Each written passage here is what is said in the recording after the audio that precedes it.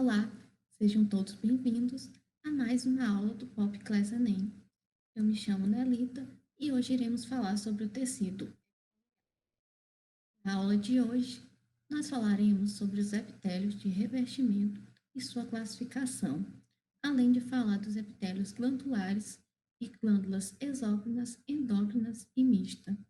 E falaremos também das especializações das células epiteliais, com as junções celulares e as especializações da borda celular. Os tecidos epiteliais, eles desempenham diversas funções, como de proteção, absorção, secreção de substâncias e percepção de sensações. E eles são classificados em dois tipos principais, os epitélios de revestimento e os epitélios glandulares. Iremos começar falando sobre os epitélios de revestimento. São tecidos especializados no revestimento externo do corpo e no revestimento interno de cavidades de diversos órgãos, como, por exemplo, a pele é um tipo de tecido epitelial. Esse tecido são perfeitamente ajustadas e unidas umas às outras pelas junções celulares. Esse arranjo das células epiteliais pode ser comparado aos tijolos de uma parede, firmemente encaixados e colados uns aos outros, sendo que as células são os tijolos e o cimento são as junções celulares, que falaremos a seguir. Esse tecido possui algumas características, como não possuir vasos sanguíneos e as células receberem gás oxigênio e nutrientes por meio de difusão.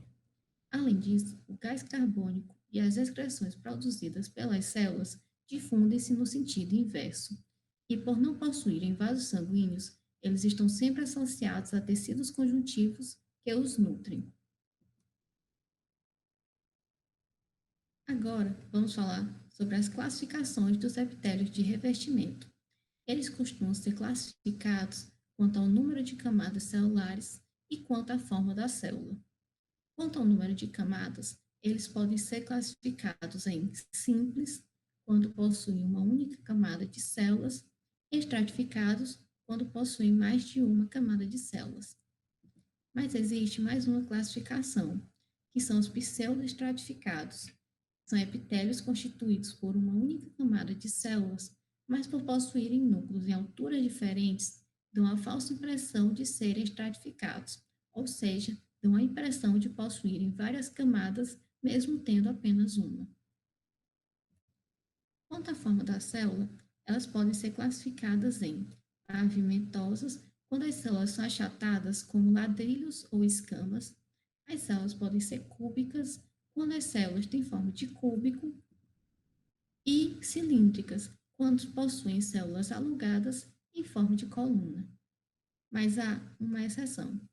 As células da bexiga urinária, elas têm forma cúbica, mas se tornam achatadas quando são submetidas ao estiramento causado pela dilatação do órgão ao acumular urina, e por isso o epitélio da bexiga é chamado de epitélio de transição. Agora, iremos falar sobre os epitélios glandulares.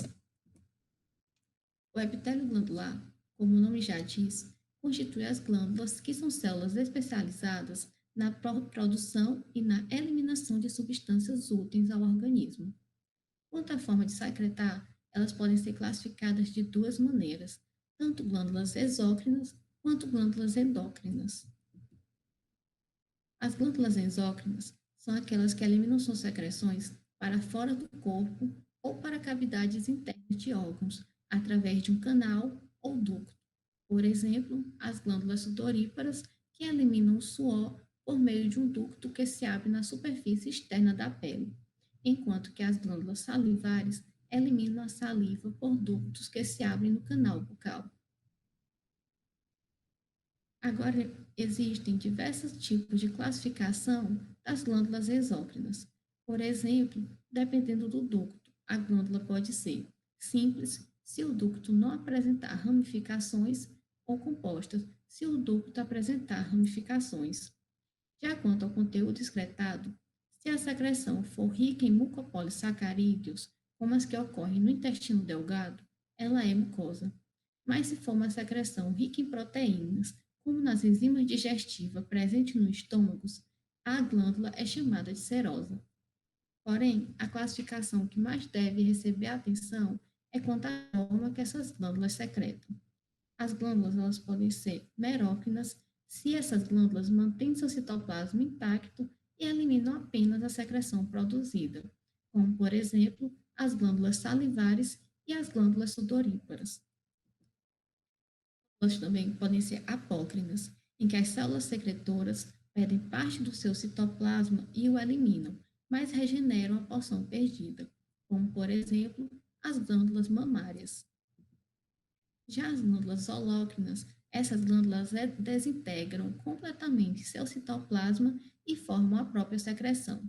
Como um exemplo, as glândulas sebáceas da pele. Também nós temos glândulas endócrinas, que são as glândulas que liberam as secreções diretamente no sangue. E essas glândulas são chamadas de hormônios. Aqui temos um exemplo da glândula tireoide. Aqui temos uma imagem dela anatomicamente e a sua imagem histologicamente. Por fim, temos uma glândula mista, o pâncreas, que possui tanto uma função endócrina quanto uma função exócrina. A função endócrina dele é liberando insulina e glucagon no sangue e sua função exócrina é liberando lipase pancreática e tripsina no intestino delgado. Aqui temos uma imagem anatômica do pâncreas e sua visão histológica. Agora nós falaremos das especializações das células epiteliais. Nós temos as junções celulares, que denominam diversos tipos de estrutura que mantém as células firmemente unidas entre si. Nós temos os desmossomos, as zonas de adesão, as zonas de oclusão e as junções do tipo GAP. Os desmossomos, eles são formados por duas placas circulares nas membranas das células que se unem por filamentos.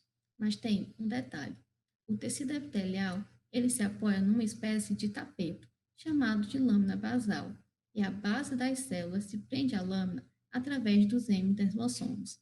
Aqui na imagem nós conseguimos ver os desmossomos unindo células vizinhas e na outra imagem o hemidesmossomo unindo a célula à lâmina basal.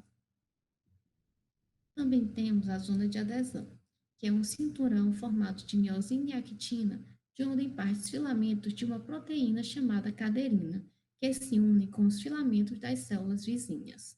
Aqui na imagem nós conseguimos ver a caderina se unindo em células vizinhas. Temos também as zonas de oclusão, que elas estão presentes em epitélios especializados na absorção de substâncias, como na superfície interna do intestino delgado. Proteínas unem fortemente células vizinhas, sem deixar nenhum espaço entre as membranas plasmáticas, o que impede a difusão de moléculas, fazendo com que essa zona tenha um papel fiscalizador entre o meio interno e o meio externo da célula. Por fim, temos as junções tipo GAP, que são pequenas regiões circulares que permitem o livre fluxo de moléculas e íons entre o citoplasma das células vizinhas, ou seja, é graças às junções do tipo GAP que ocorre a difusão de moléculas entre as células do tecido epitelial. Agora nós falaremos sobre as especializações da borda celular. Temos as microvilosidades, que são projeções da membrana celular semelhante a dedos de luvas, que ampliam a superfície de contato entre as células epiteliais e o meio. E as microvilosidades estão presentes principalmente em células do intestino delgado para absorver nutrientes e permitir que esses passem da cavidade intestinal para o sangue. Aqui na imagem nós conseguimos ver o desenho das microvilosidades e uma visão histológica delas no intestino delgado. Também temos as invaginações da base, que são dobras internas da membrana celular que também aumentam a superfície de contato para fazer a reabsorção de substâncias, principalmente nos túbulos renais. Nas imagens, nós conseguimos ver as invaginações entre as mitocôndrias e do lado dela temos uma imagem dos túbulos renais com as invaginações. Para finalizar, nós temos os cílios, que são estruturas móveis e aparentam pelos. e eles são encontrados em epitélios que precisam remover o muco constantemente, como na superfície interna da traqueia, que acumulam diversas bactérias e partículas do ar inalado, garantindo assim a limpeza do sistema respiratório. Nesse momento, iremos fazer uma questão do Enem de 2010, que fala assim: para explicar a absorção de nutrientes, bem como a função das microvilosidades das membranas das células que revestem as paredes internas do intestino delgado, um estudante realizou o seguinte experimento. Colocou 200 ml de água em dois recipientes. No primeiro recipiente, mergulhou por 5 segundos um pedaço de papel liso, como na figura 1.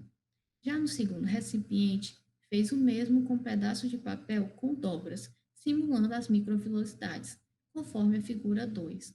Os dados obtidos foram: a quantidade de água absorvida pelo papel liso foi de 8 ml, enquanto que pelo papel dobrado foi de 12 ml. Com base nos dados obtidos, infere-se que a função das microvelocidades intestinais com relação à absorção de nutrientes pelas células das paredes internas do intestino é a de a. Manter o volume de absorção. B. Aumentar a superfície de absorção. C. Diminuir a velocidade de absorção. D. Aumentar o tempo de absorção. Ou letra E. Manter a seletividade da absorção. Bem, como nós vimos nas aulas, as microvilosidades têm a função de aumentar a superfície de contato para aumentar a absorção. Sendo assim, a resposta correta da questão é a letra B, aumentar a superfície de absorção. Gente, essa foi a aula de hoje. Muito obrigada por permanecer até aqui. Deixe seu like, seu comentário, nos diga como podemos melhorar essa aula e suas dúvidas. Também nos siga em nossas redes sociais, @popmof, nosso Instagram, e até a próxima aula. Tchau!